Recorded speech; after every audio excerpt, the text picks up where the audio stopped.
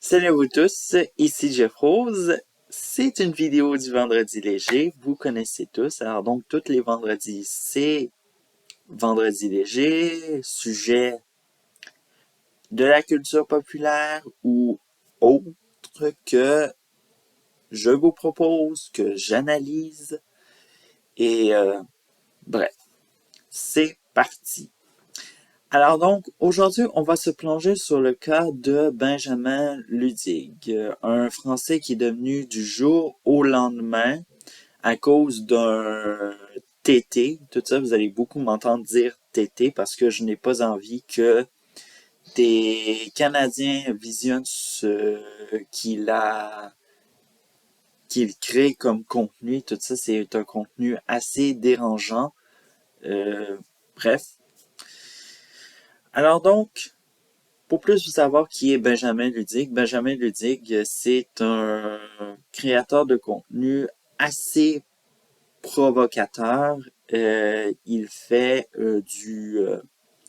en effet, il faut dire le vrai mot. Il est beaucoup spécialisé de ces temps-ci pour faire du blasphème et tout ça. Alors donc, blasphème, pour ceux-là qui ne savent pas qu'est-ce que ça veut signifier, faire du blasphème dans la religion, c'est de provoquer une religion ou utiliser un élément pour, vous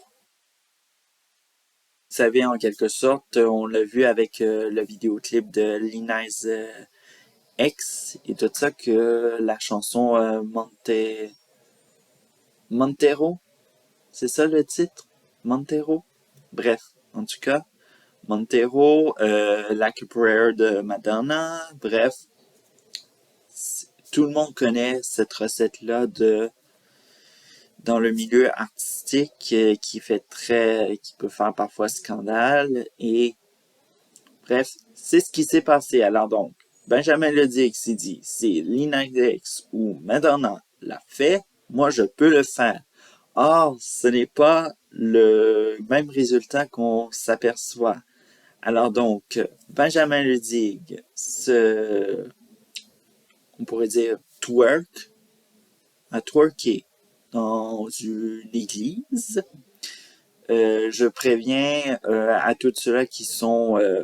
puis bien sûr, on peut se poser beaucoup de questions sur Benjamin Ludig si il est pro-laïque ou athée. Athée, c'est pour ceux-là qui sont sans religion ou encore qui sont...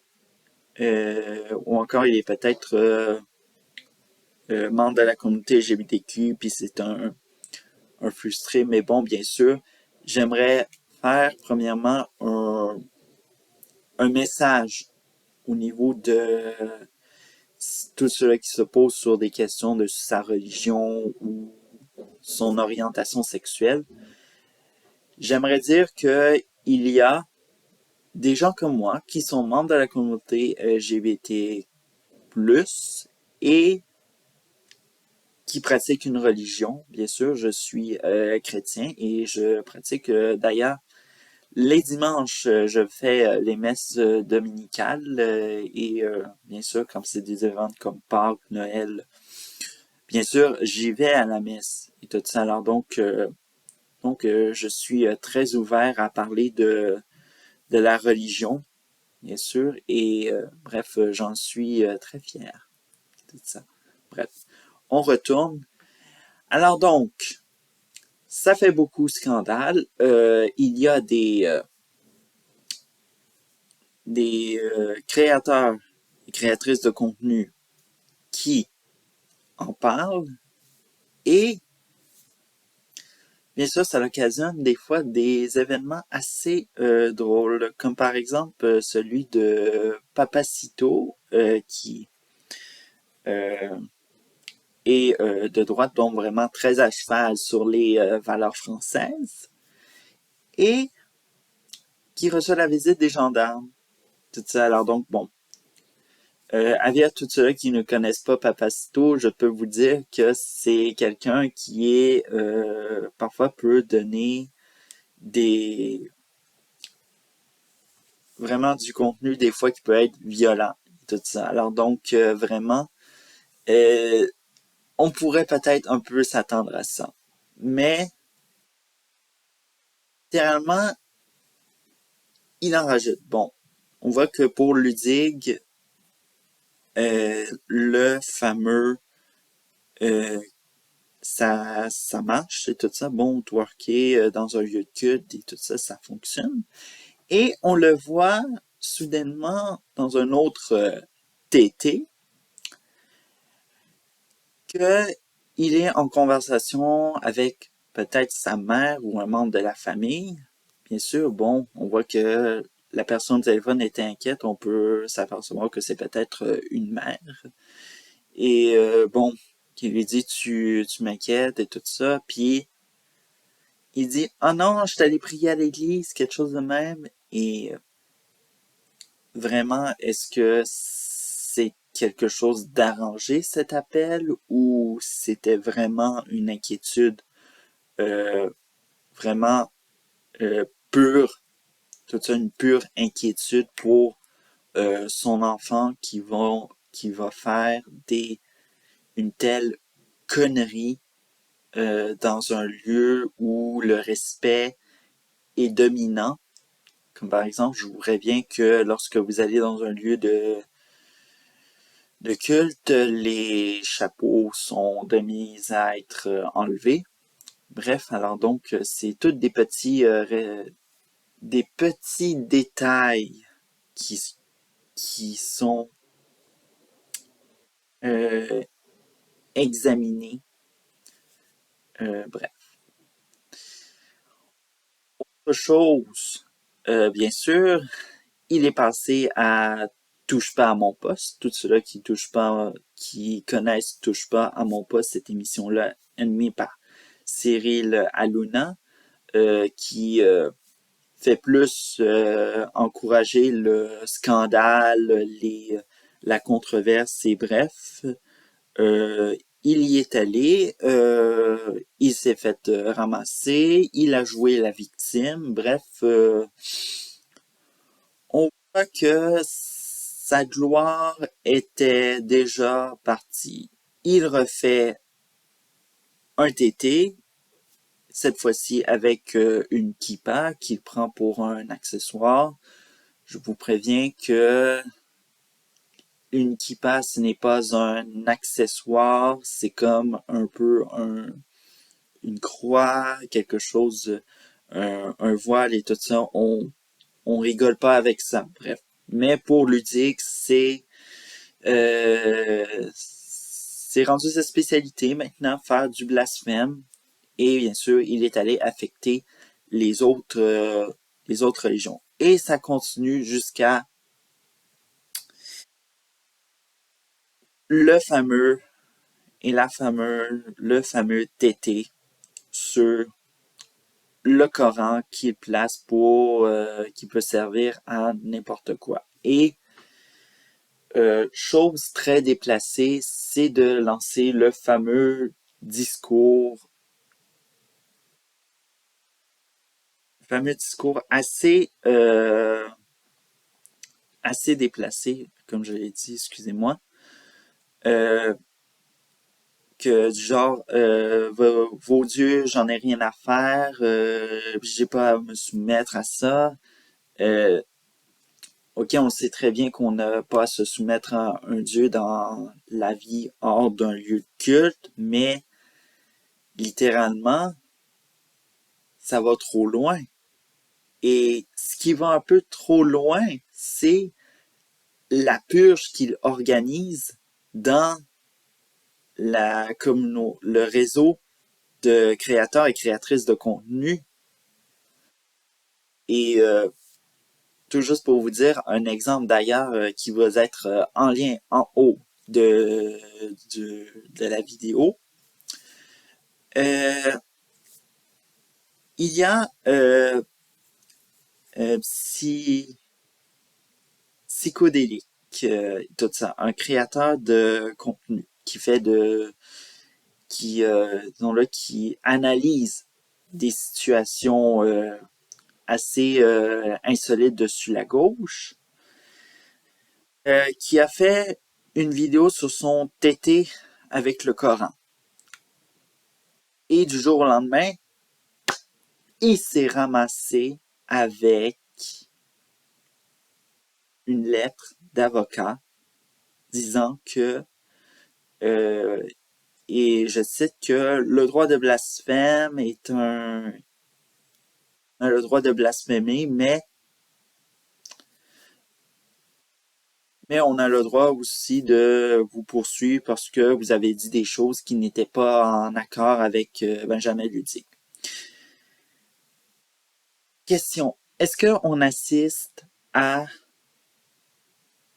la phase fleur de peau de Benjamin Ludic parce qu'on n'est pas d'accord avec lui?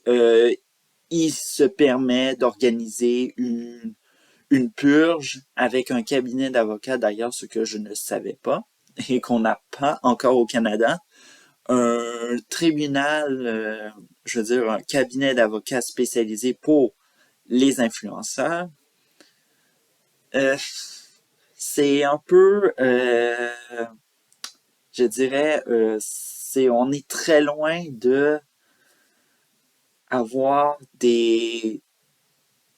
on est très loin d'avoir recours à des avocats pour un tel truc de même. Je préviens que la liberté d'expression, elle est, que je suis pour la liberté d'expression, mais ce que j'ai analysé 2 vidéos de créateurs de contenu que je suis, soit Psychédélique, celui que je, que je suis, et un autre Ramos.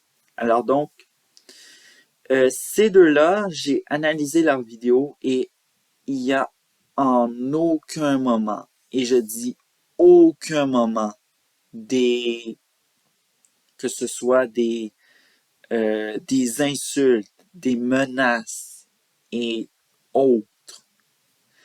Et quand même, ils se font poursuivre par ils se font poursuivre par le cabinet d'avocats que je parle en question. Parce que ils ne sont pas en accord ou bref, c'est assez bizarre. Genre organiser une une purge de de brimer la liberté d'expression des autres parce qu'ils ne sont pas en accord avec Benjamin Ludic. C'est assez un peu, je dirais, con de sa part d'avoir recours à ça et de toute façon, ce n'est même pas un influenceur, moi je dirais. Benjamin Ludic, c'est plus un clown que autre chose. Un clown purement de la gauche et tout ça. Et je vous préviens, l'humour de la gauche, c'est de l'humour qui serait assez pourrite et autre chose. Et rien d'autre, je voulais dire. Mais vraiment, si j'ai quelque chose à dire, c'est que je dois malheureusement lancer un support à mes confrères et consoeurs créateurs et créatrices de contenu français, car c'est inacceptable de voir un, je sais pas, une créature sortie du jour au lendemain dans les médias euh, faire, se permettre d'être, euh, euh, tout se permettre de dire qu'il est un influenceur, de utiliser un cabinet d'avocats pour organiser sa purge, pour éliminer ceux et celles qui ne sont pas d'accord avec lui. Bref, en tout cas, courage à vous. Euh, Espérez de gagner et de lui donner le revers qu'il souhaite et tout ça. Et d'ailleurs, je souhaite d'ailleurs que Benjamin Ludic ait le plus gros revers de sa vie qui est euh, que la liberté d'expression gagne et qu'il fasse une pause. Et bien sûr, ça me rappelle beaucoup un peu ma carrière de créateur de contenu et tout ça. À un moment donné, je suis allé un peu trop loin et par les pressions de mes proches, et bien sûr, j'allais à l'école et tout le monde savait que je faisais des vidéos. On m'a forcé par pression de faire une pause et je l'ai faite. Et regardez où ce que je suis maintenant. Est-ce que je suis mort? Quelque chose d'autre? Non. J'ai été, à un moment donné, j'ai été en thérapie et tout va très bien maintenant dans ma vie et vous voyez le beau résultat. Alors donc, c'est un peu tout. Alors donc, à la prochaine.